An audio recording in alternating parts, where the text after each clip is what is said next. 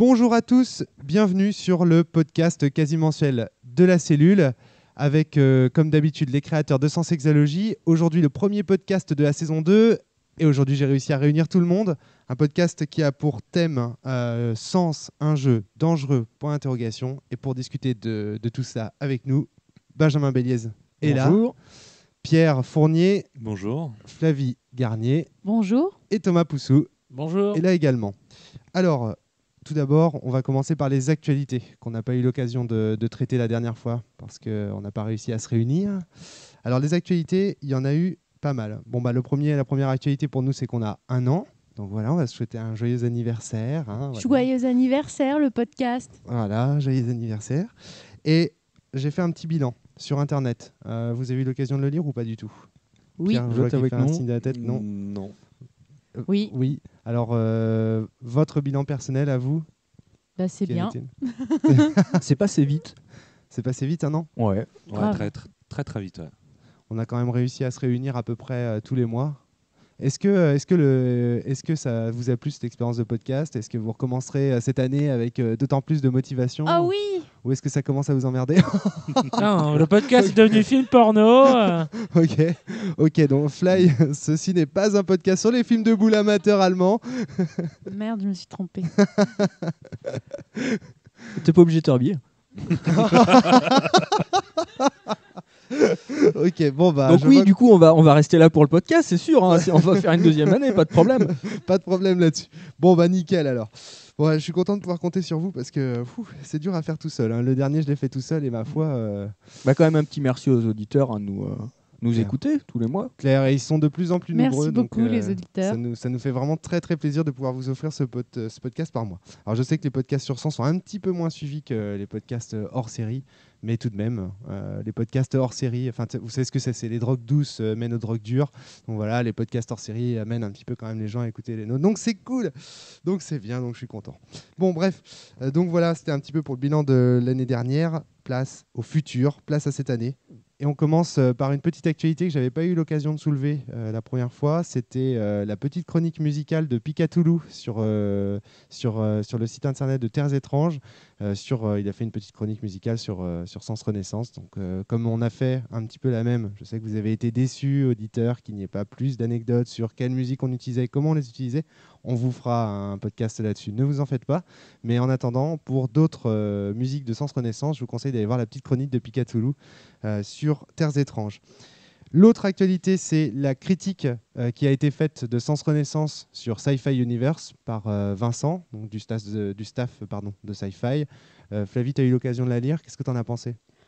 J'ai trouvé que globalement, c'était une bonne chronique. Elle se base sur Rebirth, c'est pas sur Death. Ouais. Il Donc, parle sur Renaissance et pas sur Mort. Parce que je te sur rappelle Renaissance, c'est pas sur Mort, pardon.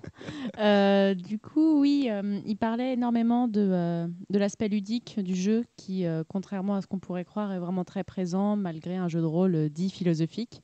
Donc, il disait que ça, c'était une réussite. Maintenant, il disait que le fond était moins intéressant que la forme, mais en même temps, c'est vrai que dans Renaissance, ça reste quand même une histoire un peu plus basique, donc tu l'avais toi-même dite.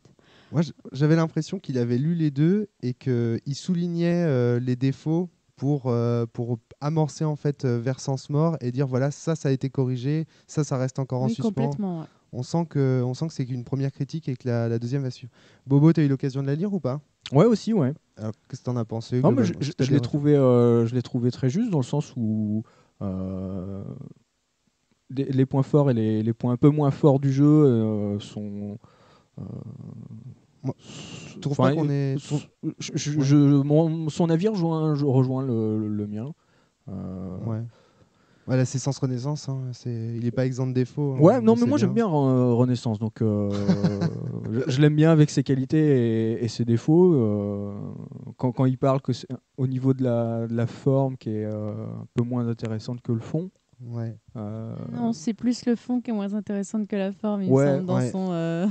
Bref, en gros, il dit que les règles Ouais. Et la façon de jouer sont vraiment amenées de façon alléchantes. très intéressante. Ouais, je crois que c'est Tandis ça. que le fond, toute l'histoire avec un gros méchant tyran, des gens sur Terre et tout, pour lui, ça lui semblait moins intéressant vois que ce qui permettait de lier les règles avec tout ce qui était celluliste, mêler fiction et réalité. Et tu vois, ce qui est intéressant, c'est qu'en fait, il prend totalement le contre-pied de Lutin sur ce coup-là. C'est-à-dire Je crois que Lutin avait dit que le système était plus, donc dans la critique qui avait été faite sur JDR Mag, le système est plus, comment il disait, anecdotique que. Oui, il pensait que lui, le je sais système plus. était anecdotique et servait pas tant Voilà, que ça, vu que alors que c'était l'univers était plus développé. scandé. Et il pensait. En fait, c'est vraiment deux C'est critiques vraiment deux complètement critiques différentes complètement opposées, finalement. en fait. Puisque Ouais. les points forts pour l'article qu'il y avait dans Roleplay JDR Mag. JDR Mag, Lutin. pour lui, les points forts, c'était l'inverse des points forts qu'on peut voir dans la nouvelle chronique. Mais, Maintenant, c'est les règles. Le temps pour l'autre, c'était pas ça. Ouais, c'est spécial. Hein. C'est bon. Et il Moi, disait je trouve aussi quand même qu'il qu'on est fallait suffisant. que quand Ouais. même ils se rejoignent sur un truc. Vas-y. Il faut que le maître de jeu fasse un gros travail en amont. Mais bon, ça c'est pour n'importe quel jeu de rôle en fait. Ouais, ça, j'ai l'impression qu'ils sont assez d'accord là-dessus. Moi, je trouve qu'on est quand même suffisamment sexy pour mériter plus que 7,5 sur 10. Hein. J'aurais préféré une meilleure note. Mais Tu veux que je renlève ma jupe? bon, quoi qu'il en soit, moi, je trouve aussi que c'est une bonne critique, celle qu'a fait Vincent. Et bien voilà, pour les actualités, on a à peu près fait le tour. En fait, il y en a une qui est cachée dans ce podcast, vous verrez.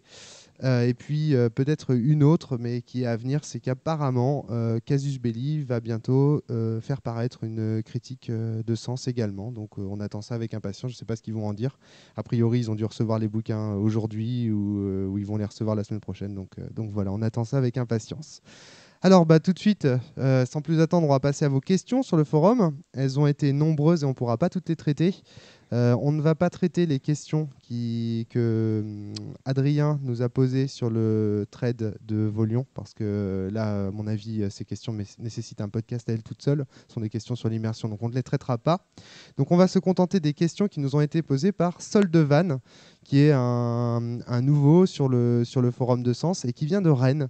Donc Soldevan, si tu nous écoutes, j'espère qu'un jour tu pourras venir avec nous participer à ces podcasts. Il est à Rennes, hein, comme nous dans le temps. Alors ces questions sont concentrées autour de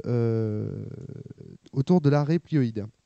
En fait, ce qu'il nous dit, c'est qu'il a peur que, vu que ses joueurs choisissent des équipements de plus en plus balèzes, et ce dès le début du jeu, il a peur que ça dégénère très rapidement.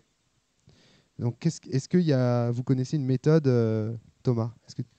Alors, si je me souviens bien de sa question, c'était que effectivement, donc chacun de ses joueurs avait un nouvel équipement à la fin de chaque scénario, Ouais. et que c'était les genres d'équipements que ses joueurs lui demandaient, c'était devenir invisible, avoir des ailes pour voler. Et donc à la fin, il se retrouvait effectivement, à la fin en tout cas de Sans Rebirth, qui est 6 scénarios plus des scénarios supplémentaires que lui fait jouer, d'avoir une armure qui a 36 000 canons, Ouais, c'est capable ça. d'aller à la vitesse de la lumière. Pour limiter tout ça, je pense qu'il peut effectivement donner un équipement à chaque fin de scénario. Ouais. Par contre, en contrepartie, au lieu de donner directement un équipement qui le rend invisible, plutôt au départ qui camoufle, donc qui augmente en fait la rune de néant, qui est donc la rune qui permet la dissimulation, de 10%. D'accord. Et au scénar suivant, s'il veut encore améliorer cet objet, il lui redonne 10%. Donc là, il a un objet qui fait 20%, puis 30, 40, 50. Donc c'est en fait la solution que tu proposes. C'est une évolution progressive. C'est une évolution progressive, telle que celle qu'a proposée Adrien. Voilà, tout à Sur le fait. forum. Je pense que c'est effectivement le mieux. Maintenant, après, s'il a des joueurs qui commencent à créer des objets moins bourrins, genre je me souviens d'un des persos que tu avais fait, qui était océanographe, et l'équipement que tu avais voulu, c'était pouvoir parler avec les poissons. Ouais. Ça sert seulement en scénario d'un point de vue, on va dire, enquête ou roleplay, mais le reste du temps, ça rend pas ton personnage super puissant. Ouais. En fait, Donc là, peut-être éviter de mettre une valeur de pourcentage de runes. Oui, Bobo? ok. Ouais, du Benjamin coup, aussi, éventuellement, changer un petit peu la façon dont se déroulent ces scénarios, parce que s'il a peur que ses joueurs soient trop cheatés, c'est peut-être parce qu'il fait il axe beaucoup ses scénarios sur peut-être tout ce qui est combat et dans le monde des joueurs. S'il les balance un peu plus dans le monde Android, les add-ons sur l'armure vont être moins utiles Si je commence à mettre un viseur qui est capable de donner un 50% en mort de base, je suis dans mon Android, j'ai toujours ce pourcentage. Ouais, t'as toujours le pourcentage, mais bon, face à des quadrillas qui ont des shields, ça va être un peu moins porcin. Ouais. C'est Ouais, non, juste mais y a toujours adapter voilà. les situations du scénario aux équipements qu'ont les joueurs pour qu'ils soient pas trop bourrins. Après, je pense dans cette évolution, il doit avoir à la base de sens mort, il imagine aussi sens mort. C'est-à-dire que déjà, il a 6 chroniques de base, plus je suppose qu'ils vont en faire, disons, 6 autres. Donc ça veut dire qu'ils ont déjà fait 12 scénarios avant d'arriver à sens mort. C'est-à-dire qu'il a déjà 12 équipements supplémentaires. À sens mort, on ne passe pas dans le monde des ombres. Ils vont pouvoir faire être complètement invisible. Donc ça me rappelle un scénar qu'on avait fait à sens mort, où justement on en avait discuté, qu'on trouvait que avec les armures qu'on avait, on faisait ce qu'on voulait, quoi. Ouais. Donc je peux comprendre pourquoi il peut avoir peur, mais Ouais, il y a moyen de le limiter. Dans Sens Mort, le combat est pas tant physique qu'idéologique. Donc les combats dans Mort, il n'y en a pas tant. Si on que regarde ça, les équipements qu'il a demandé, c'est des ailes d'ange qu'il a eu. Ces joueurs ont demandé des ailes d'ange, un autre une combinaison qui rend invisible. C'est pas tellement des armures pour le combat, c'est plutôt pour le style en fait, j'ai l'impression. Donc si c'est ça le côté reste pour le folklorique roleplay, de la ça vie. peut être intéressant. Maintenant, dans la chronique que tu as proposée, il y a 6 évolutions qui sont proposées au final. Donc au pire, il a qu'à proposer juste les 6 évolutions et sur les scénars hors chronique qu'il propose, une autre façon d'augmenter l'armure, Et qui soit un justement, petit ouais. peu plus pour le charisme. Ah, justement, c'était une de ses questions aussi. C'est ce Et que je- ce sera à mon avis plus selon les joueurs qu'il a. Mais dans tous les cas, même si ces joueurs sont hyper cheatés, comme vous dites, quand ils vont arriver à sens mort et qu'ils auront plus le droit de tuer des civils, ça leur servira pas à grand chose. Moi, je sais pas, je trouve qu'à sens mort, les civils, ça se tue bien. Oh là là, n'importe quoi. On a Non, eu des- mais on je a eu- peux ouais. comprendre qu'il a envie de limiter l'évolution de ses joueurs parce que souvent, en tant qu'MJ, on peut mettre des blocages en scénario pour éviter que les joueurs avancent trop.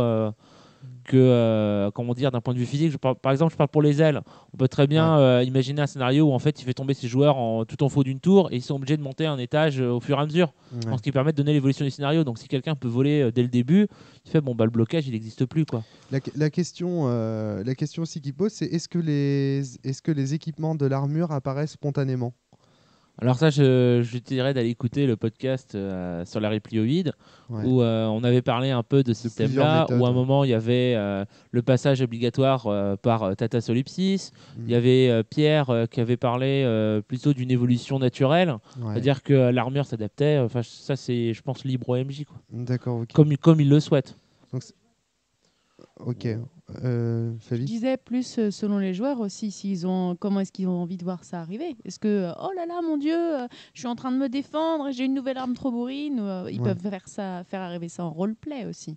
D'accord, ok. Bon, après, tout dépend de la table, des joueurs Donc- et du MJ. Hein. Donc ouais, je pense que la solution de faire des armures évolutives, avec des niveaux pour le camouflage est une bonne solution Voilà. dans son cas. Bah, Ouais. moi, la question, je pense que surtout ce qui est intéressant dans la question qu'il a posée, c'est qu'il n'a pas été le seul à avoir posé cette question-là. Non. Ce qui faisait ressentir, c'est qu'apparemment les joueurs avaient l'air de triper sur le jeu, sur l'évolution de l'armure. Ouais. Donc, est-ce qu'il vaudrait un peu mieux faire une évolution graduelle pour effectivement que le joueur, son but, c'est de dire « Ah, faut que j'arrive à faire le prochain scénar parce que je veux atteindre tel objet pour avoir atteindre le stade ultime. L'armure d'or, quoi. Ouais. Ouais, Moi, je pense qu'à moi, je suis en tant que joueur, quand j'ai joué à Sens, l'évolution de l'armure, l'armure, je l'ai perdu assez vite. Ça n'a pas été quelque chose qui m'intéressait. Donc, on me donnerait directement des équipements très forts, ça me suffirait. Mais ça peut être une forme d'évolution, d'évolution du jeu. Autre chose, par exemple, pour l'invisibilité, même sans rentrer dans des détails techniques de l'augmentation. Alors, moi, déjà, j'avais prévu que pour à chaque objet, donner un plus 10%, plus 10 points en bonus dans un taux de rune. Donc, si par exemple, tu as des ailes niveau 1, on va dire, c'est un peu débile de dire ça, mais des premiers 10% en KO. Quoi. voilà, ça te donne 10% en KO, parce que ça augmente tes capacités de mouvement. Maintenant, moi, j'avais pas prévu que les joueurs dans Sens Renaissance, c'est vrai que quand j'ai créé le système, je me suis dit, ils vont avoir une pièce d'armure par épreuve. Et comme il y a 6 épreuves, ils vont en avoir 6 au final. Mais c'est vrai que les joueurs, et là c'est de ma faute, j'ai totalement zappé, c'est vrai que les MJ vont faire leur propre scénar. Donc là, à ce moment-là, par contre, mon système, il bug complètement, parce qu'effectivement, il a raison, à la fin de Sens Renaissance, ils vont être trop cheatés. Donc cette solution que propose Adrien, que tu proposes, Thomas, elle me semble carrément appropriée. Ouais, c'est la mieux adaptée, je pense. Hein. Un autre truc, c'est tout simplement de dire au joueur qui veut des ailes, il dit « Ok ». pardon. Ok, tu peux t'en servir de tes ailes, mais uniquement, par exemple, s'il y a un courant ascendant.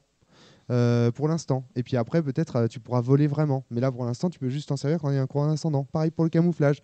Ok, tu peux utiliser un camouflage, mais par contre, attention, les robots, les caméras de surveillance qui ne sont pas des humains ne te voient quand même. Une autre forme Par d'évolution exemple, progressive. voilà, exactement. Tu peux trouver des évolutions. Mais moi, ce que je conseille surtout à Soldevan, c'est de faire en sorte que les joueurs, parce qu'il a le droit d'interdire à des joueurs de faire des évolutions, de conseiller à ces joueurs de prendre des équipements qui n'ont pas forcément un aspect folklorique ou je sais pas saint-seiesque, même si bon, pourquoi pas, hein, nous on a joué un peu comme ça aussi, mais de prendre des choses qui vont plus augmenter leur liberté en tant que joueur, genre tu vois le truc pour parler aux animaux, par exemple, de manière originale de résoudre des enquêtes, un truc qui va leur donner un vrai pouvoir, parce que voler au final c'est peu comme c'est pouvoir. quand même assez utile face à un quadrilla qui lui peut voler. Ça peut faire des scènes de combat aérien. Ouais, mais voilà, on reste dans l'image, quoi. On reste dans le visuel. Par contre, du coup, si ces joueurs s'intéressent beaucoup à l'armure pour tout le côté upgrade, machin, ce qui serait bien à la limite, c'est qu'il enchaîne sur des questionnements à ces joueurs, dire les gars, pourquoi elles évoluent ? Pourquoi vos armures elles évoluent ? Comment elles évoluent ? Et en profiter pour poser des questionnements sur les origines de ce métal, pourquoi, enfin après ça c'est en fonction de comment il joue, mais pourquoi il y a que Solipsis qui arrive à le modeler, choses comme ça. Et au bout d'un moment, s'il s'intéresse à ça, ou pourquoi elles évoluent toutes seules, voilà, pourquoi elles ont une énergie infinie. Donc s'il fait intéresser ses joueurs à ces points-là, au final ils seront plus, ils seront moins axés sur le côté combat, martial, visuel. Ouais, tout à fait. Ouais, c'est pareil, attention, on parle de sens Renaissance, c'est quand même beaucoup de combats, quoi. Ouais, non, mais rien n'empêche de préparer le terrain à certains questionnements. Ouais, non, je comprends. Donc voilà, est-ce qu'on a fait le tour sur les questions de Soldevan ? Je crois que je crois que c'était surtout la grosse question. Ouais. Donc très bien. Eh bien, on va pouvoir passer au cœur de ce podcast qui est donc Sens, un jeu dangereux pour l'interrogation. Est-ce que Sens est un jeu qui peut poser des problèmes ? Eh bien, oui. Mais, vu ce que tu as dit tout à l'heure, comme quoi on passait des drogues douces aux drogues dures. Hein. Non, mais là, donc j'ai eu l'occasion d'enregistrer Volion, donc qui a posté, parce qu'à l'origine cette question on se la pose parce qu'il y a eu un rapport de partie qui a été fait de Volion sur Silent Drift où il expliquait que ses joueurs ont arrêté de jouer au jeu parce qu'ils avaient été choqués par la fin du scénario proposé dans le kit d'initiation, donc la fin du scénario d'Akina. J'ai eu l'occasion d'avoir Volion en interview, ou en entrevue plutôt, parce que c'était pas vraiment une interview, c'était plutôt une discussion. Je vous propose de l'écouter et vous allez voir, ça fait se poser quelques questions quand même. Alors juste avant d'écouter, si vous pouvez juste nous rappeler en fait qu'est-ce qui se passe à la fin de Akina, parce que moi je ne l'ai pas lu.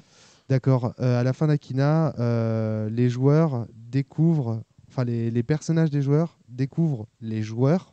Donc mettons si toi tu jouais Protecteur Thomas, Protecteur découvre Thomas, le joueur de Protecteur, dans une capsule dans le formol. Donc en fait on découvre qu'il y a dans Sens une relation entre la réalité des personnages qu'on joue et la réalité des joueurs qui les jouent en fait. Voilà ce qu'on écoute dans Akina. Et je vous propose d'écouter l'interview, ça retourne, ça poutre. À tout de suite. Vas-y, envoie la purée. On y va.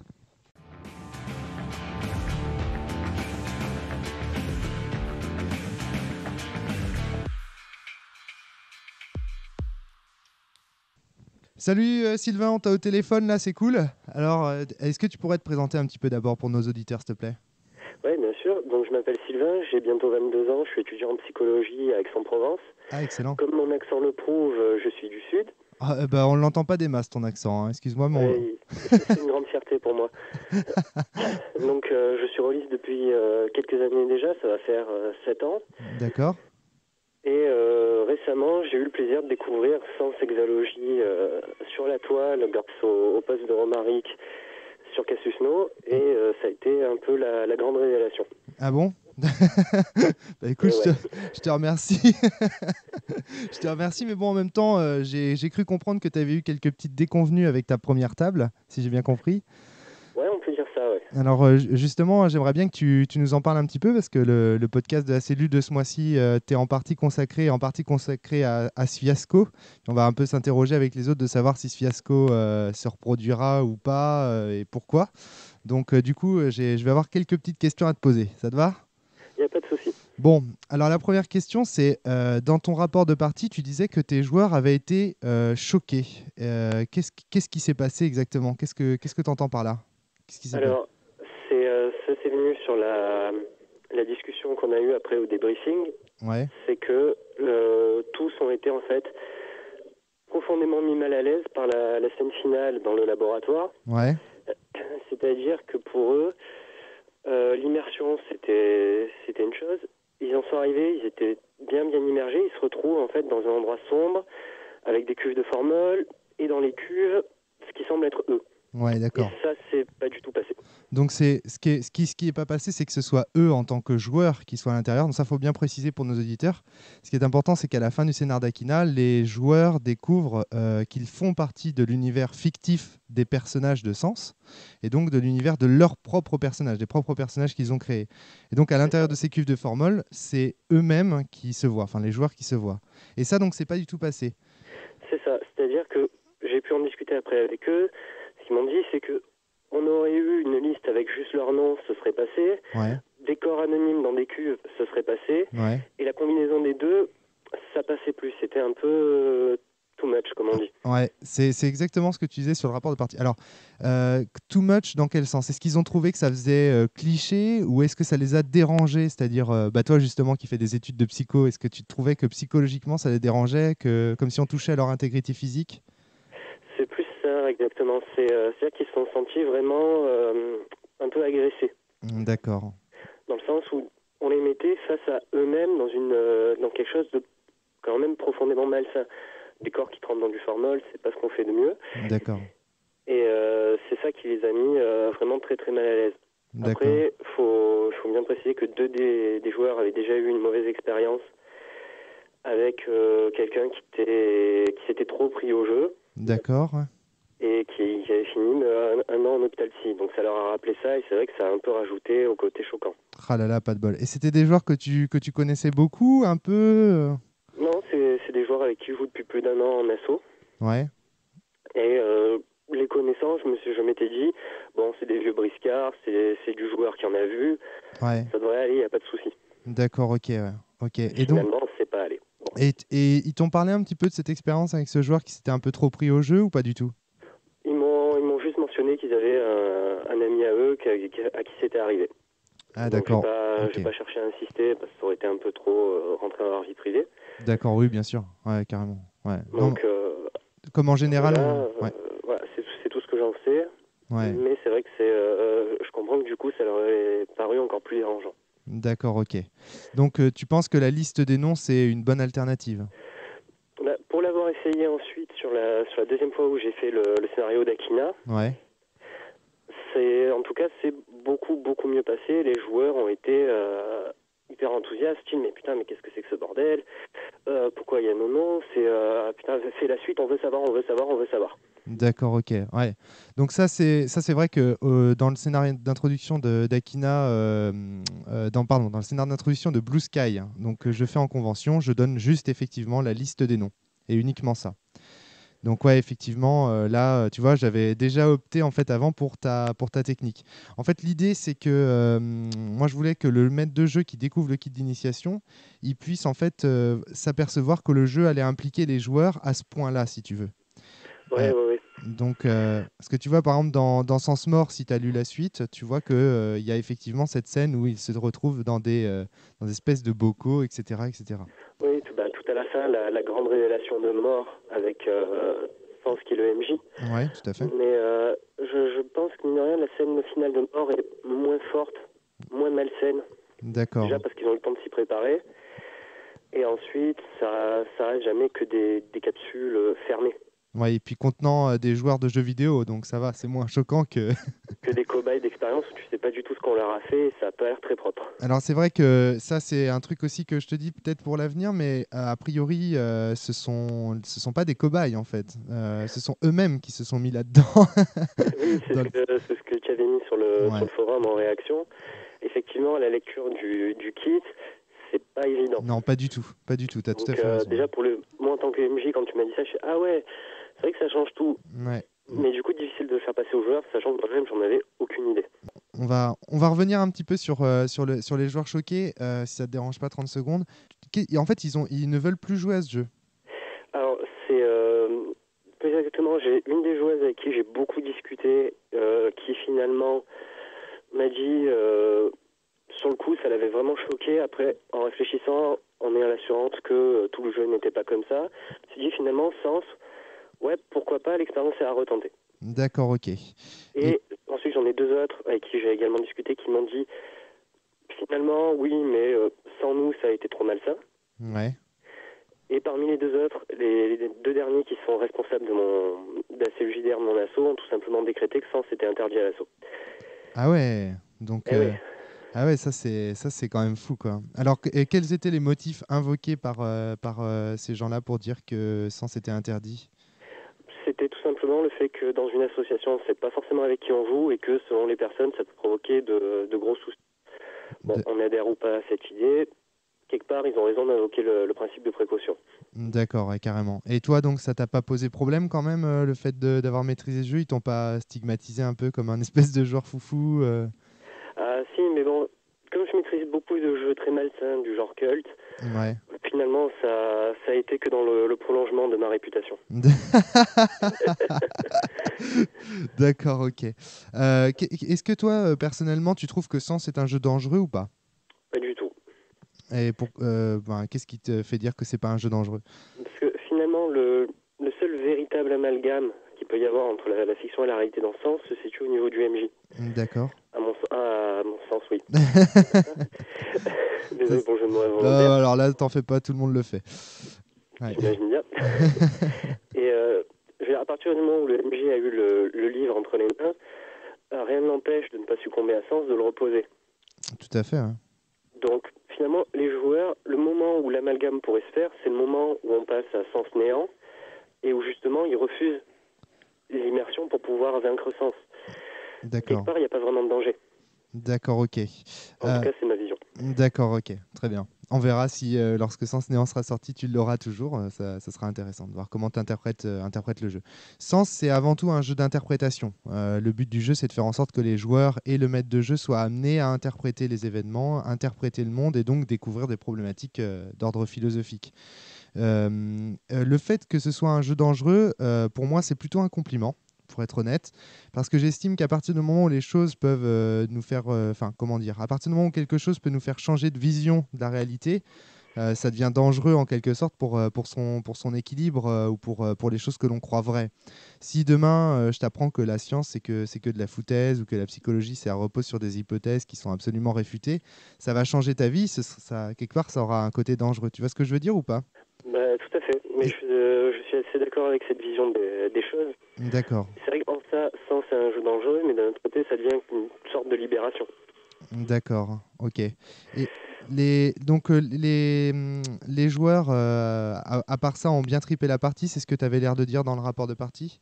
C'est ça, ils ont les deux plus extrémistes, on va dire, dans l'anti-sens, trouvé le système de fait de cellules trop intrusif. D'accord. Donc, Le fait de noter des données personnelles, mais comme je leur ai dit, ça n'a rien d'intrusif puisque tu noteras juste ce que tu as noté.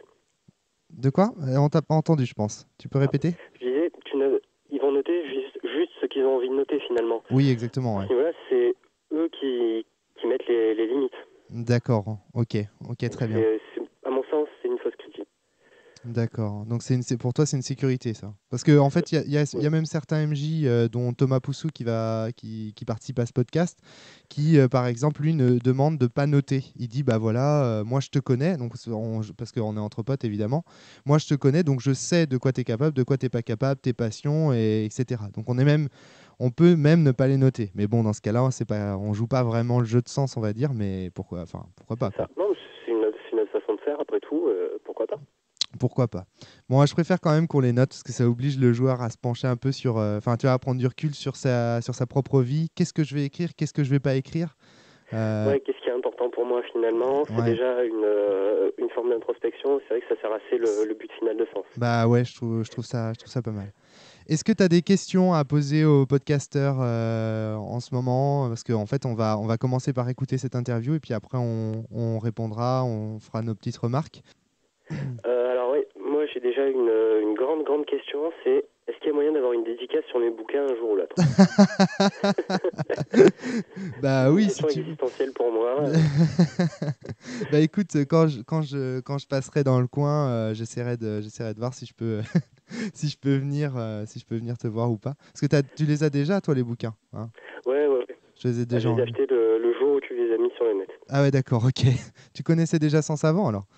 Pas du tout. C'est quand tu as fait l'annonce sur Cassius No, j'ai téléchargé le kit d'initiation. Ouais. Et ensuite, j'ai attendu une semaine avec grande impatience que le site ouvre et qu'on puisse acheter les bouquins. D'accord. Ok.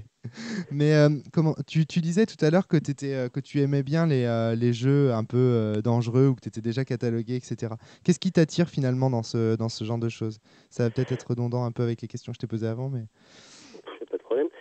C'est quelque part ce qui m'attire, c'est le fait de pouvoir jouer avec le.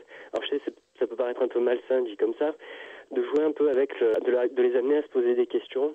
C'est là-dessus on rejoint un peu Sens, mais pour moi c'est plus des questions d'ordre psychologique que philosophique. D'accord. C'est un peu ma branche. À travers ce qui entoure les personnages, et ça c'est quelque chose dans lequel je me suis tout de suite retrouvé dans Sens, c'est les amener à s'interroger sur la réalité. D'accord, ok. Ouais. Donc c'est pour ça que j'apprécie les jeux où on interprète des personnages qui sont fous, parce qu'on peut facilement jouer sur la perception du réel. D'accord, ok. Donc, c'est ça qui t'intéresse vraiment dans le jeu de rôle ou non? Dans le jeu de rôle et même un peu en général dans les films, dans les livres, rien ne me plaît autant qu'un film ou un livre où je découvre à la fin qu'on m'a menti depuis le début. Ah d'accord, ok. Ou quand je revois le film, je vois tous les éléments qui étaient ma référence à ce niveau-là, ça reste Fight Club. Ouais.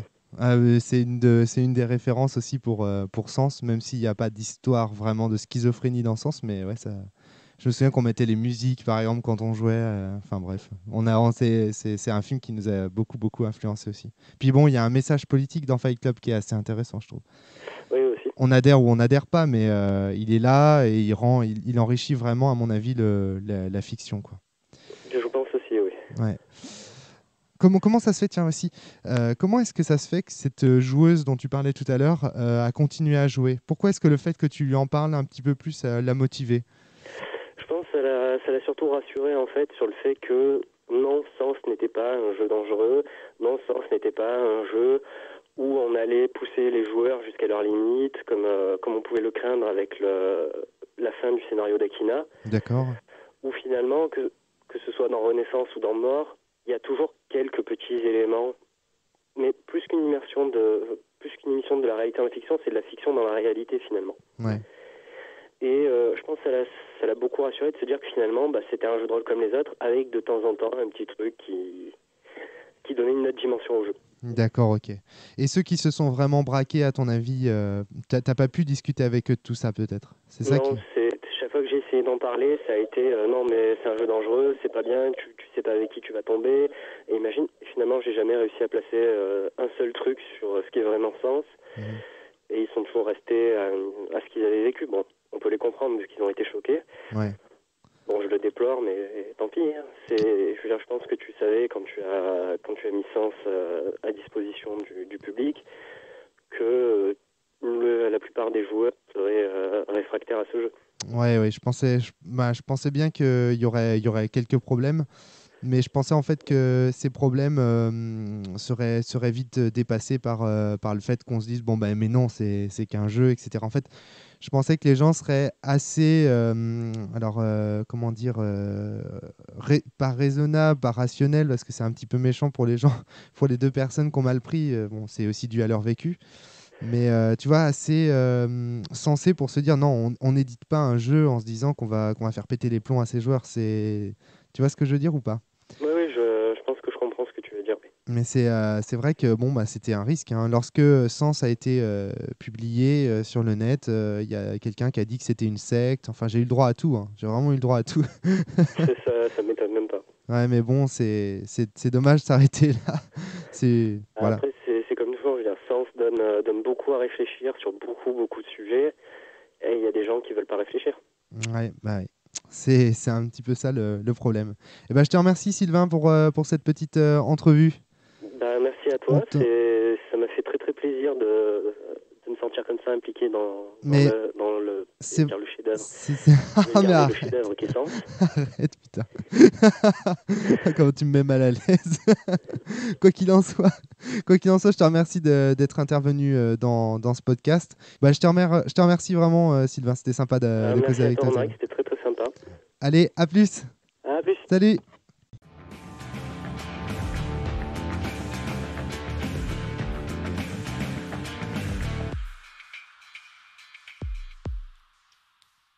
Bon, moi, je m'excuse d'avance de ce que je m'apprête à dire. Voilà. Il y a un truc qui me choque dans ce qui a été dit. Ouais. Et je vais me permettre de le dire. Bon, je m'excuse d'avance, je me ferai peut-être taper sur les doigts après, tant pis.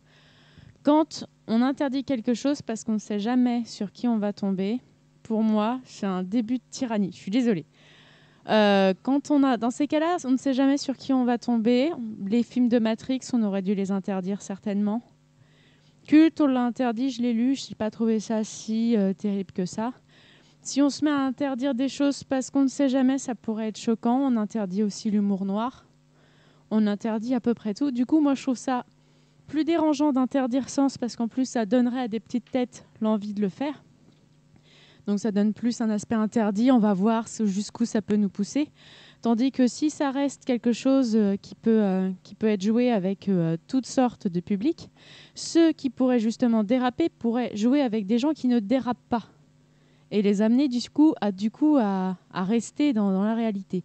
Mais dans tous les cas, c'est pas un jeu comme Sens qui peut te pousser dans tes retranchements. Quand tu décides de mélanger réalité et fiction, c'est que tu as déjà un problème à la base. Hein.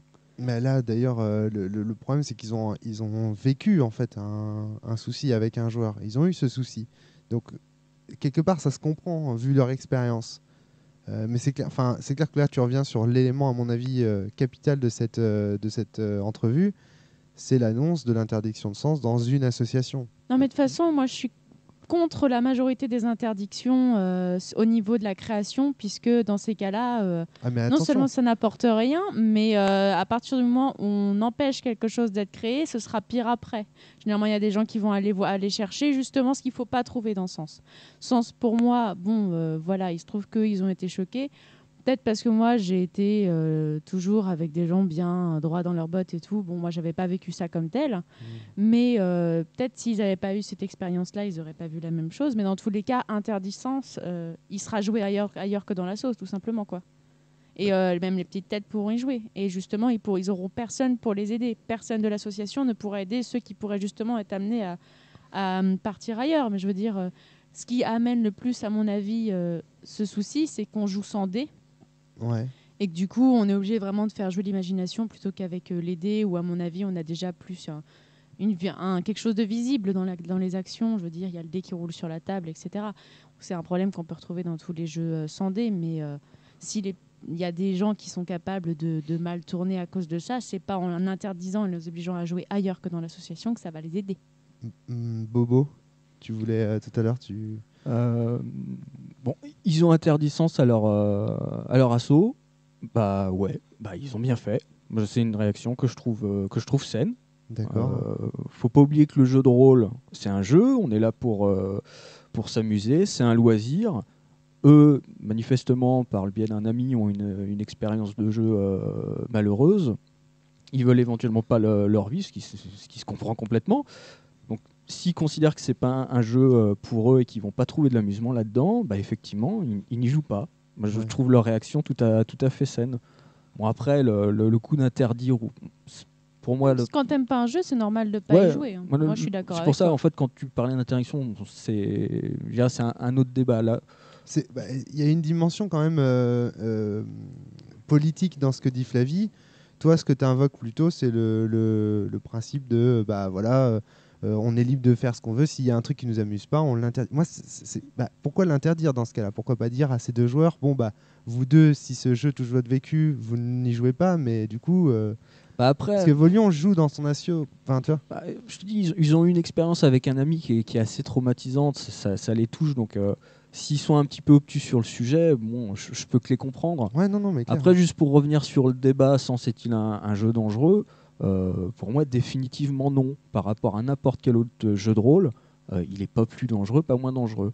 Après, à la question est-ce que le jeu de rôle est dangereux, potentiellement oui, parce que c'est une activité à peu près au même titre que le théâtre d'interprétation, où forcément tu joues sur une part de schizophrénie. Pour moi, ça va pas créer un problème, ça va juste le soulever. Tu vois, c'est un petit peu comme le débat avec les jeux vidéo. Ouais. Le jeu vidéo rendait épileptique. Ouais. Bon, on se rend compte que non, il rend pas épileptique, il révèle une épilepsie. D'accord. Le jeu de rôle, pour une instabilité, pour moi, c'est la même chose. Ça va révéler une faiblesse dans la personnalité de quelqu'un, ça va pas la créer. D'accord.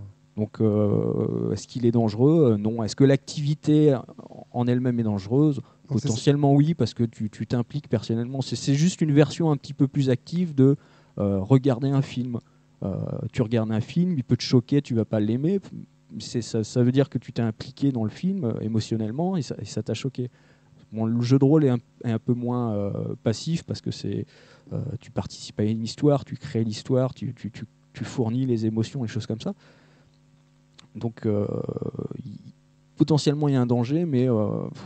En soi, un jeu de rôle n'est pas dangereux, quoi. Ce sont l'interprétation des participants. Comme disait Flavie tout à l'heure, elle a joué avec des gens qui étaient bien dans leur botte, bien dans leur tête. Ils jouent au jeu de rôle où il y a de l'immersion, mais bon, on est suffisamment mature pour prendre du recul par rapport à ce qu'on fait et de pouvoir se dire, bon, je redeviens la personne que je suis au quotidien et voilà, j'ai passé un bon moment et ça s'arrête là. Mais moi déjà, je suis même pas sûre, quand on joue à un jeu de rôle, qu'on devienne quelqu'un d'autre. Ah non, mais que on du soir. n'oublie jamais qui on est, et quand on se met à jouer à un jeu de rôle, on n'oublie pas qui on est. On essaie de faire du roleplay, certes, mais il y a toujours notre personnalité derrière. Moi, je suis quelqu'un d'un peu chaotique, j'ai jamais été foutu capable de jouer quelqu'un de droit et d'ordonné, c'est tout, quoi. On n'oublie pas qui on est quand on joue à un jeu de rôle. Tu veux dire qu'à chaque fois quand tu as joué un perso, c'était toujours Flavie dans une autre situation. C'est mon imaginaire dans un lieu imaginaire, et mon imaginaire, il est lié à mon vécu, il est lié à Flavie. Voilà. D'accord. Donc, mais ce que dit Benjamin est assez intéressant, c'est-à-dire que en soi, l'activité rôliste est potentiellement dangereuse pour des personnes qui se révéleraient avoir tel ou tel... Oui, mais pas plus que Matrix, pas plus qu'un bon livre. Je veux dire, à cause de Matrix, entre guillemets à cause, il y a 2 jeunes qui ont pris des armes et qui sont allés tuer tous les gens de leur lycée. À mon avis, la vérité, c'est pas Matrix. La Oui. vérité, c'est qu'ils supportaient pas les gens de leur lycée et qu'ils avaient carrément quelque chose qui allait pas dans leur tête. C'est tout, quoi. Thomas, tu voulais intervenir. Excuse-moi, je donne un peu la priorité à Flavie, parce que je sais qu'en cours de podcast, elle va devoir nous quitter, donc voilà. Non, ce que je voulais dire, c'est à propos de l'interdiction. Moi, je suis comme Benjamin. Je comprends qu'une assoce interdise Sens. Pour raison qui est simple, c'est qu'il y a quelques années, le jeu de rôle a fait beaucoup parler de lui, comme quoi c'était un jeu dangereux, parce qu'on mélange la réalité et la fiction, donc des gens pouvaient facilement déraper. C'est une association ils n'ont pas envie d'avoir des emmerdes. Maintenant, Sens est un jeu qui joue beaucoup là-dessus, sur la réalité et la fiction. Donc, en jouant à ce jeu-là, en ayant créé un jeu autour de ça, fallait s'y attendre que des gens directement interdisent le jeu. En plus, là, ce qui a fait la force de l'interdiction de ce jeu-là, c'est qu'ils ont eu l'expérience de quelqu'un qui a dérapé, donc encore plus, ils veulent vraiment pas avoir d'emmerde, quoi. Même en sachant que de toute façon, ils ont un de leurs adhérents qui maîtrise ce jeu ailleurs, donc ils sentent que ça se continuera, quoi. Est-ce que tu sais avec quel jeu il a dérapé ? Je me pose la question. Non, j'en sais rien du tout. Hein. Est-ce que tu crois, Volion, que tu pourras... je sais pas si c'est possible de savoir. Moi, je m'intéresserais assez à ça, de savoir avec quel jeu il a dérapé, si c'était avec ADD. Moi, je crois que si on est cohérent, on n'a pas besoin de poser la question. Oui, en fait, ça n'a pas vraiment d'intérêt. Parce que ce qu'on vient de dire, grosso modo, si on peut faire un bilan de ce qui vient déjà d'être dit, c'est que le jeu n'a que peu d'importance. Ce qu'il y a, c'est la personne qui y joue. Le jeu de rôle révèle ces potentiels problèmes. Alors moi, je suis pas psychologue, donc je sais pas, mais ces potentiels problèmes mentaux, ces problèmes familiaux qu'il peut avoir et qui vont faire qu'il va s'isoler. Flavie, tu voulais... Ouais. Dans ces cas-là, pourquoi interdire Sens en particulier ? Qu'est-ce qui fait que Sens pose véritablement souci ? Parce que c'est un jeu de rôle parmi d'autres. Parce que la problématique de Sens ou la question fondamentale, dans Sens, c'est tout de suite mélanger la réalité et la fiction. C'est pour ça qu'on interdit Sens. Les autres jeux ne présentent pas ça. Les autres jeux, on te propose un univers. Non, les autres jeux, on te propose... fait des grimaces. Non. Dans les autres jeux, on te propose un univers et tu interviens dans cet univers. On te dit pas clairement qu'il y a la fiction et la réalité. On ne va pas mettre l'effet de ton personnage, enfin de toi en tant que joueur. On va pas te faire apparaître toi joueur dans un scénario. Néphilim, j'ai juste ça à dire. Néphilim. Quoi, Néphilim, vas-y. Moi, je connais Néphilim. Vas-y, qu'est-ce qu'il y a Dans Néphilim, tu joues normalement tu définis le personnage que tu vas avoir.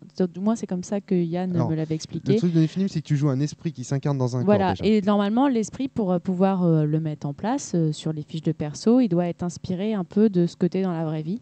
Alors, c'est comme ça qu'Yann le faisait. C'est ce qu'on demande de faire de façon à avoir une attache avec le monde. C'est ce que la plupart des MJ font. Maintenant, le jeu en lui-même n'impose pas cette règle. Ouais. On ne demande pas de le faire. C'est les MJ, généralement, vu que c'est un monde contemporain, donc un monde que toi tu connais, on te demande, mets-toi en tant que joueur dans ton personnage, de façon à encore pouvoir plus triper et faire du méta-jeu en te baladant. Par exemple, quand tu vas dans Notre-Dame, dans le jeu, on te parle qu'il y a plein de codes ésotériques qui existent vraiment, puisque ça a été tiré de bouquins. Donc à partir de là, toi, quand ton personnage, il va dans ce jeu, tu vois, donc va dans Notre-Dame, va voir des codes. Toi, après en tant que joueur, quand tu vas dans cette église, tu retrouves les codes et tu vas reparler de lui, je sais que c'est un Faerim, mais voilà, c'est quelque chose que les MJ apportent. Il y a quand même le mélange de la fiction et de la réalité. Quand tu vois par exemple que Néphilim définit clairement certains personnages historiques comme François Mitterrand, comme bien d'autres, comme des Néphilim ou comme des personnes ayant œuvré. Oui, alors, mais la différence, c'est que on va prendre le monde contemporain qu'on connaît et on va dire on va l'intégrer dans le jeu. Ouais, ça limite même dans Cthulhu c'est déjà le cas. Dans Cthulhu c'est déjà le cas. En fait, l'idée c'est que là, toi dans ce sens, la différence c'est que c'est toi joueur. Oui, t'as raison. C'est ton joueur qui est là, quoi. Donc, le truc c'est que c'est en fait Sens, c'est un peu un jeu qui dit explicitement dans les règles. Attention, les joueurs ont un impact sur le jeu. De toute façon, tu as créé ton jeu pour ça. Le but, clairement, c'est de dépasser ce tabou. Moi, j'en ai marre de me dire qu'avec le jeu de rôle, on ne peut pas parler de ça, alors que le fait qu'on soit impliqué dans une fiction, qui est une partie de nous, qui soit incarné dans un personnage, etc., c'est quand même un moteur pour créer des choses nouvelles, pour impliquer des gens dans des problématiques philosophiques. Là, par exemple, c'est le cas avec Sens, c'est ce que je recherche. Maintenant, c'est ce que je dis à Volion dans l'interview quand je dis que pour moi, dangereux, c'est presque un compliment. Si dangereux, ça veut dire nous toucher, bah oui, c'est le but, il me semble, d'une œuvre, c'est qu'elle nous touche. C'est ça le truc. Maintenant, on est face à un cas particulier qui est que ces gens ont déjà eu des problèmes, des soucis avec ça. Et donc, du coup, l'interdiction tombe, quoi. Et le souci, c'est est-ce que la grande question qu'on peut se poser maintenant, c'est est-ce que cette interdiction dans une asso ne va pas en motiver certaines autres à le faire? Parce que moi, j'ai rencontré quelqu'un à Eclipse à Rennes qui m'a clairement dit que lui, il ne pouvait pas permettre à certains joueurs de lire le jeu. C'est quand même le deuxième retour que j'ai sur ce truc. Sur les forums, j'en ai eu d'autres. Ça commence à faire pas mal. Il faut se mettre à la place des gars de la sauce. Après, juridiquement, s'ils laissent faire, ils peuvent avoir des emmerdes. Donc, mais on sait jamais. Imagine qu'un gars joue à Sens et pète un câble. On sera emmerdé. Hein.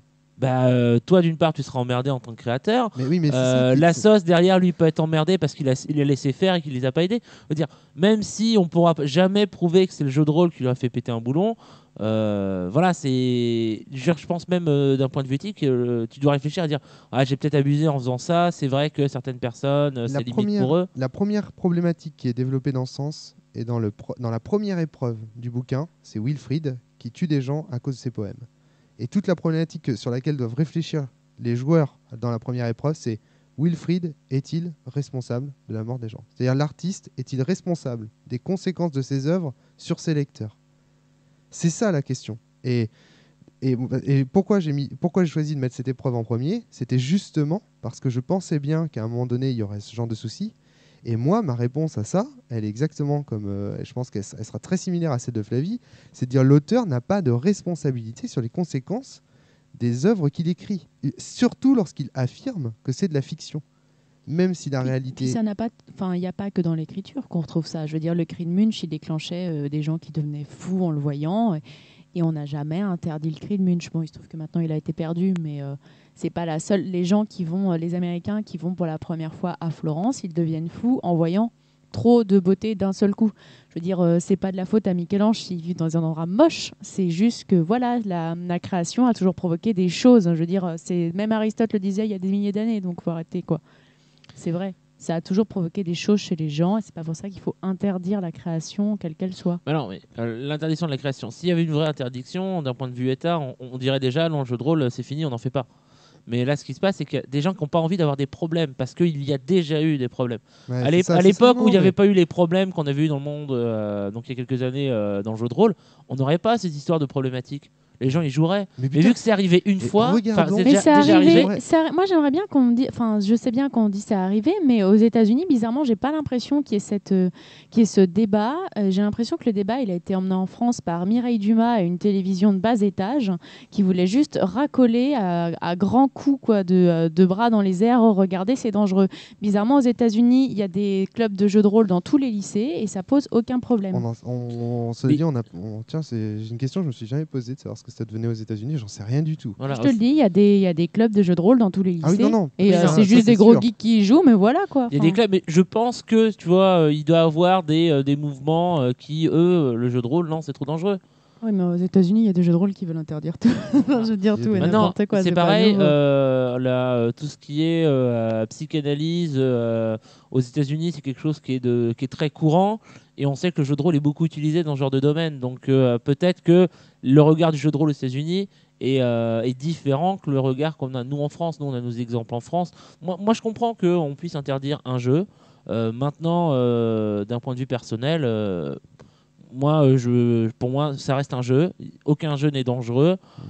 Donc faire l'interdiction, je trouve ça un petit peu con, mais je peux le concevoir. D'accord. Pierre, qu'est-ce que ça t'inspire, cette entrevue? Alors, c'est très intéressant.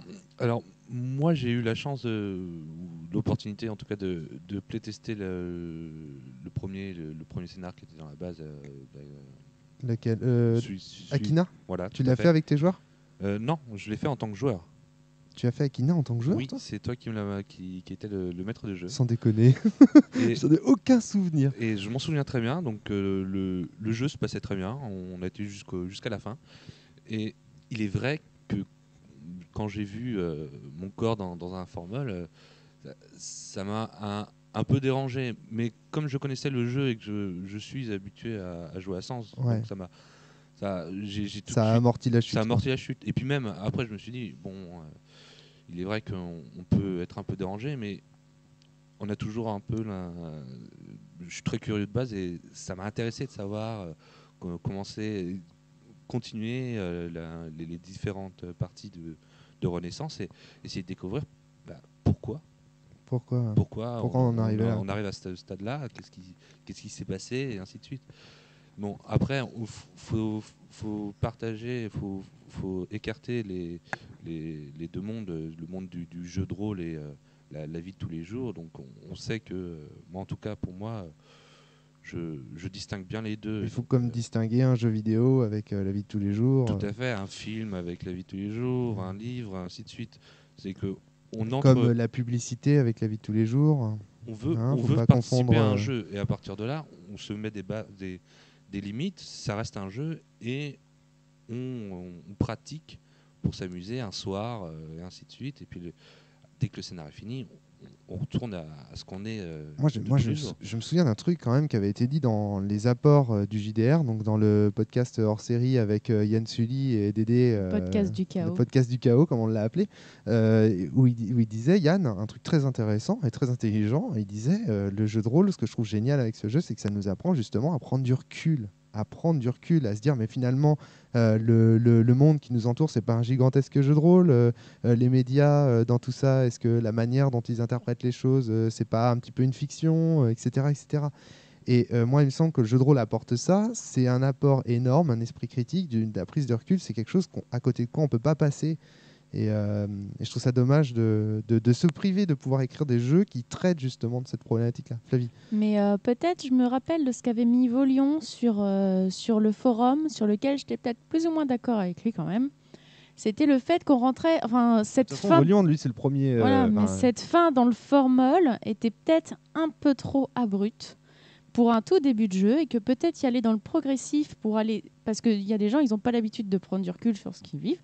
Peut-être y aller plus progressivement quand tu sais que tu as une table peut-être de joueurs moins aguerris, moins habitués à ce genre de choses. Peut-être y aller plus progressif, y aller comme pour ton scénario de Blue Sky. Au début, il n'y a que les noms et puis au fur et à mesure, aller plus loin là-dedans.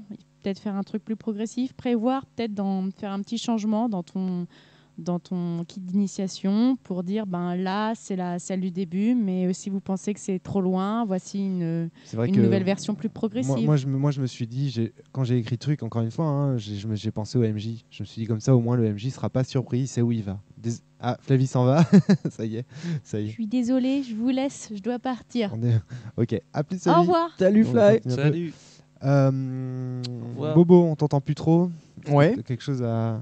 Non, T'as moi tiqué je un voudrais petit peu. Ouais. Ah, vas-y. Alors, non, moi je voulais juste revenir brièvement là sur la personne à la convention Eclipse qui t'avait dit moi je ne le ferai pas jouer. T'étais là?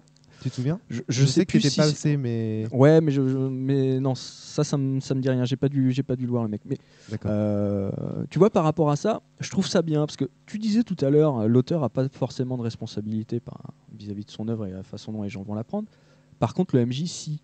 Et je trouve ça très bien qu'une personne se dise moi, je connais mes joueurs, je sais ce qu'ils veulent, je sais ce qu'ils veulent pas, je sais comment ils peuvent réagir ou non.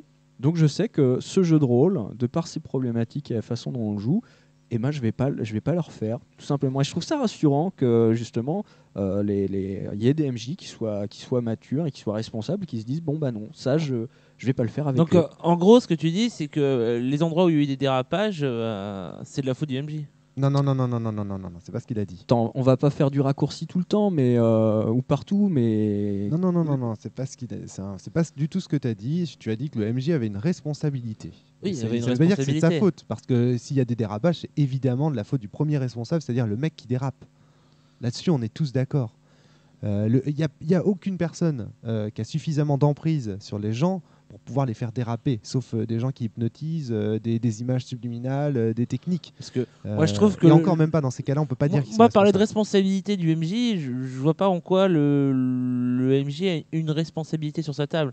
Sur des joueurs avec qui tu joues souvent.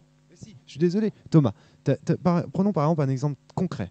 Frédéric, l'autre jour, Frédéric vient d'être papa, d'accord? Il vient d'avoir une fille. Il nous a dit l'autre jour à la barreau, bon bah les gars, en ce moment, par contre, je suis assez sensible sur ce sujet-là, donc dans les parties, j'aimerais qu'on évite les blagues sur mange ton bébé, machin truc, des trucs comme ça. Mais même, il nous l'a dit même en dehors de scénar. Bon, bah là, c'est de la responsabilité du MJ de pas justement de respecter la volonté de ce joueur et de s'interdiire ce qu'il a dit. Par exemple, tu vas pas jouer avec quelqu'un qui a perdu un de ses proches parents, des scènes qui mettent, tu vois ce que je veux dire? Enfin, Oui, quand est-ce que tu tu es vois au ce que je veux courant. dire? Oui, quand tu es au courant. Parce que nous, on joue entre amis, mais en assos, tu peux très bien jouer avec des gens que tu ne connais pas du tout. Eh oui, c'est tout le problème. Bah, c'est Oui, pour ça que Pierre. quand derrière ils te disent bah non, on veut pas jouer à ce jeu-là, bah tu respectes leur décision. Dis Voilà. bah, ça là, je rejouerai pas. Enfin, on rejouera pas à ça ensemble, quoi. Ouais, mais là c'est une association, c'est une personne morale, c'est bizarre. Enfin, moi je trouve, je sais pas, il y a un problème là-dessous, mais Qu'est-ce qui j'arrive te pas encore dérange? Ouais, je sais pas comment le dire. Le fait qu'un MJ prenne la décision en son âme et conscience de ne pas le faire jouer aux joueurs pour des raisons personnelles de joueurs, c'est une chose. Qu'une association interdise un jeu, là-dessus, je rejoindrai assez le discours de Flavie. Mais Ouais. bon. Mais derrière une asso, t'as forcément des hommes. Oui. Ouais, Non, tu as ça tout à peut fait être raison. une Non, non. personnalité morale, on peut pas se cacher Merci. derrière non plus. C'est très complexe, très complexe. Pour moi, oui, bon, je suis philosophe, alors forcément, dès qu'on parle un petit peu de responsabilité, je m'excite tout de suite. Mais c'est vrai qu'il faut réfléchir dans le concret aussi parfois et se dire, bah voilà, concrètement, ça passe pas, quoi. Bobo, tu avais encore d'autres choses à ajouter? Parce que moi, j'ai des trucs à te dire. Bah enchaîne, vas-y, Ouais, je écoute, t'attends. je t'ai vu tiquer lorsqu'on écoutait l'interview sur le fait que Volion fasse des études de psychologie. Donc là, c'est encore lié à la responsabilité du MJ. Là. Ah, je te vois avec un grand sourire, comme Quoi si je t'avais baisé là. Non, mais C'est Qu'est-ce que tu veux que je te dise sur la psycho Bon, Volu, on le prend pas mal, hein, mais t'étais parfait pour tomber dans le cadran en faisant des études comme ça, faut pas se leurrer. D'ailleurs, on note qu'il y a 2 types de profils pour la MJ de Sens. Psycho et philo. Non, psycho et informatique. Informatique. Ouais, alors je sais pas, c'est peut-être parce que les rôlistes sont massivement des informaticiens, je sais pas, mais voilà. j'ai noté ça. C'est dans le domaine du possible. Et donc Soldevan qui récemment a déclaré qu'il faisait des études de philo. Donc, mais c'est le seul, à ma connaissance, Soldevan qui est déclaré sur le forum faire des études de philo. Je suis désolé, je suis maître de jeu, je suis pas fort en psychologie ni en informatique. Parle plus fort, Pierre, je t'entends pas. Je suis juste un économiste. L'économiste qui joue à Sens. Donc je joue à Sens. Salut, il est presque formé. C'est des choses qui arrivent, quoi. Mais ouais, non, c'est. Et lui justement, Volion déclare explicitement dans son entrevue qu'il aime jouer avec le fait de faire poser des questions aux joueurs et jouer avec la psychologie des joueurs. Donc là, encore une fois, ça revient un petit peu aussi à sa responsabilité à lui, etc. Mais bon. Après, il a une autre table où ça se passe très très bien. Donc, encore une fois, là, il n'a pas eu de bol, quoi. Il est tombé sur des gens qui avaient un vécu. Moi, alors, je voudrais revenir aussi sur la querelle, enfin sur les querelles autour du jeu de rôle et du danger du jeu de rôle à la télévision. Les émissions qui sont passées à ce sujet sont nulles et non avenues. Elles n'ont aucune autorité sur ce qu'est le jeu de rôle. Il faut bien être clair. Sachant que les gens qui ont fait ce genre d'émissions, la plupart du temps, quand ils parlent d'un autre sujet, c'est toujours nul et non avenu. Ouais. Le problème, c'est que là, je prends le cas. C'est vrai que tu nous as fait regarder. C'était Zone interdite. C'est un zone interdite. Le problème de ce genre de choses, c'est qu'ils vont faire une interview, ils vont filmer une convention, ils vont faire une interview de rôlistes. Le souci, c'est que l'interview qu'ils vont faire, ça va durer 45 minutes, 1 heure, et ils nous montrent 5 minutes de morceaux choisis. On se dit, bah, génial, oui, effectivement. Moi, quand j'ai vu cette vidéo Zone interdite, je voyais des gars en train de jouer à une table. En tant que rôliste, je comprends totalement la scène. Ouais. Maintenant, je me mets à la place d'un mec non rôliste. Il fait, c'est quoi, c'est taré. Je te vois opiner du chef, Pierre. Oui. Mais à mon avis, les personnes qui ont fait ce reportage-là n'ont jamais fait de jeu de rôle ou n'y connaissent rien au jeu de rôle. Ils n'ont pas un vécu ou ils ne peuvent pas critiquer de façon rationnelle Puis bon, le jeu de rôle. Voilà. Zone interdite, c'est quand même dans l'idée, enfin, comment dire, quand ils vont faire des enquêtes, le but c'est un peu de montrer les zones dérangeantes de la société. Donc s'ils commencent à te faire une émission sur le jeu de rôle en disant le jeu de rôle c'est vachement bien, ça développe l'intellect, ce serait plus zone interdite. Ce serait plutôt le journal de France 2 ou TF1 avec Pernod, regardez dans le village, un petit club de rôlistes qui aide les vieux et qui en même temps se prennent pour des héros le soir. Quoi. Est-ce que tu dis là est vrai aussi pour Bas les Masques d'ailleurs? Alors, moi, je vais pas prendre comme exemple Bas les Masques, que je ne l'ai jamais vu. J'ai toujours entendu parler, parce que moi, quand j'ai fait du jeu de rôle, moi, je l'ai vu, un jour, j'ai appris que le jeu de rôle, c'était quelque chose de dangereux. J'ai demandé pourquoi. On me dit oui, à cause de Mireille Dumas. Je fais ah bon, moi, je n'avais jamais entendu parler avant. Moi, j'ai mes parents qui ont sûrement dû voir l'émission. J'ai fait du jeu de rôle, ils n'ont jamais été inquiétés. Donc, pour moi, j'ai jamais vu le côté jeu de rôle dangereux. J'en ai beaucoup entendu parler. Alors, il faut savoir quand même que toutes ces histoires et tout ce qui a déclenché cette pagaille, c'est un drame qui est survenu dans les années 90, de profanation de tombes, etc. Et que le jeu de rôle a été en plus officiellement innocenté. C'est-à-dire qu'on a bien reconnu que au début, on a fait porter le chapeau à une espèce de maître de jeu ou quoi que ce soit, et il a été prouvé plus tard que ça n'avait rien à voir et que les deux cas étaient séparés. Donc, toute cette affaire, c'est de l'esbrouf. Il faut vraiment la laisser derrière maintenant, je pense. Et voilà. Je pense que tout le monde l'a laissé derrière, à part les rôlistes, qui, quand on va en parler, effectivement, le jeu de rôle c'est dangereux. On va ressortir le Mireille Dumas. Tu parles de n'importe quel. Les gens sont encore massivement convaincus que le jeu de rôle est une activité dangereuse. Quand je parle de jeu de rôle dans les gens qui sont autour de moi qui sont pas rôlistes, j'ai aucune réaction comme quoi le jeu de rôle est dangereux. Généralement, c'est Oh, c'est quoi le jeu de rôle? Alors, c'est vrai pour une certaine tranche. Je pense que à partir d'un certain âge, aujourd'hui, maintenant, dans les 40-50 ans, le jeu de rôle commence à être reconnu pour ce qu'il est. Il y a des psychologues qui commencent pas mal à en parler. Tous les gens qui faisaient du jeu de rôle dans les années 80-90, dont on fait partie, commencent à maintenant prendre la parole et expliquer vraiment ce que c'est. On a vu No Life récemment diffuser une émission sur le jeu de rôle et montrer des jeux et puis aussi montrer une partie de jeu de rôle. Maintenant, on commence de plus en plus à avoir de l'information sur ce que c'est vraiment et les gens prennent conscience que c'est pas dangereux. Mais encore, il y a 5 ans, on aurait eu la même discussion, ou il y a 6 ans, on aurait eu la même discussion. C'est tout récent, en fait. À mon avis, des gens pensaient encore qu'il s'agissait d'une espèce de groupe de gens qui se réunissaient pour faire des trucs bizarres et pas jouer du tout à un jeu de société.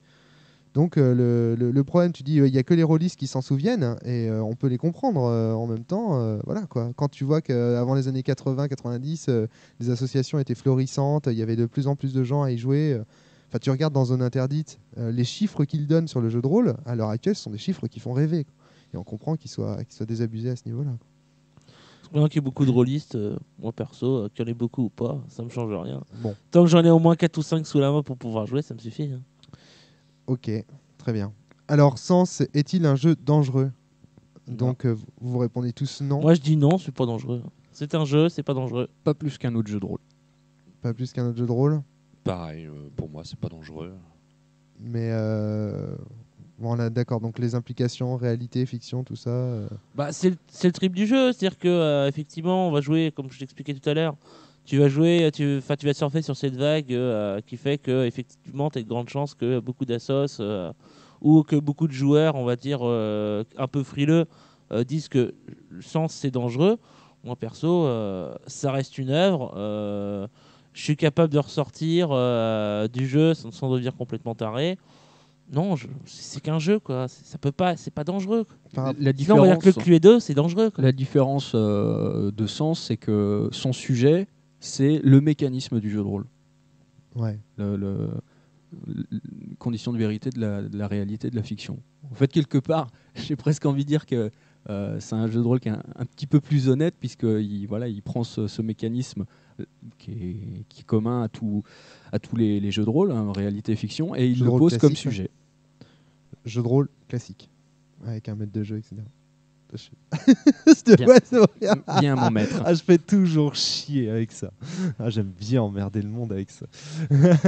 Et toi, qu'est-ce que t'en penses? Toi, tu dis qu'effectivement, pour toi, Sens, moi, un jeu de rôle, je savais que le danger existait. Et c'est pour ça qu'encore une fois, j'ai décidé de faire en sorte que la première épreuve, ce soit d'entrée de jeu, qu'on se pose la question de savoir est-ce que l'auteur est responsable de ce qu'il écrit. Parce que même toi, moi, je crois que j'ai entendu dans l'interview Oui. que tu as diffusée, tu disais que oui, Sens, c'est un jeu de rôle dangereux. Non, je dis oui. Alors oui, effectivement. Si dangereux, ça veut dire ça me touche, je dis oui. Sens, je voulais que ce soit un jeu de rôle qui touche les gens. J'avais pas envie de faire un jeu dans lequel il suffisait juste de voyager, de résoudre des enquêtes. J'avais envie de faire un jeu qui touche les gens, qui interroge sur la réalité, qui interroge sur justement comment ça se passe une partie de jeu de rôle, qu'est-ce qui se passe, quels sont les échanges qu'il y a là, et puis surtout de montrer en fait avec ce jeu la part de fiction qui existe dans notre réalité. Je veux dire, quand on y réfléchit bien, un bifton de 500 €, faut pas oublier que c'est qu'un bout de papier. Si on s'en fie vraiment à une analyse moléculaire de l'objet, ce n'est qu'un bout de papier. Donc ce sont des symboles qui guident la société moderne. Il n'y a que des symboles. On voit des symboles partout. Et le problème, c'est qu'aujourd'hui, on l'a oublié. Et moi, ce que je voulais faire, c'était un jeu justement qui dise « regardez, il y a des symboles, c'est vrai, mais ça reste quand même de la fiction. On peut s'en inventer d'autres, on peut imaginer d'autres situations. » Voilà, c'était ça mon idée, quoi. Donc, que j'entende que ce soit un jeu de rôle dangereux, ok, mais il faut bien qu'on précise en quel sens on dit que c'est dangereux. Là, par exemple, c'est clairement parce que ça touche à la psychologie de certains joueurs. C'est ça, le truc. Donc bon, bah là, oui, effectivement, c'est de la responsabilité du MJ, et voilà. Est-ce qu'il y a d'autres choses à ajouter, messieurs? Pour ma part, non. Bon, je crois qu'on a fait un bon petit tour. Ouais. Ben, ça commence bien la saison 2, hein, avec un sujet un peu racoleur, hein, un peu... Très bas les masques. Ah bah... Bas les masques, l'aiguilleur. Bon, allez, n'oubliez pas, l'essentiel, c'est de moins râler... Oh, ben, putain, je rate. De moins râler et jouer plus. Voilà, râler moins, jouer plus, c'est ça qui compte. On vous laisse, on vous dit à bientôt pour un prochain podcast. À bientôt tout le monde. Salut. Salut, Au bonne revoir. partie.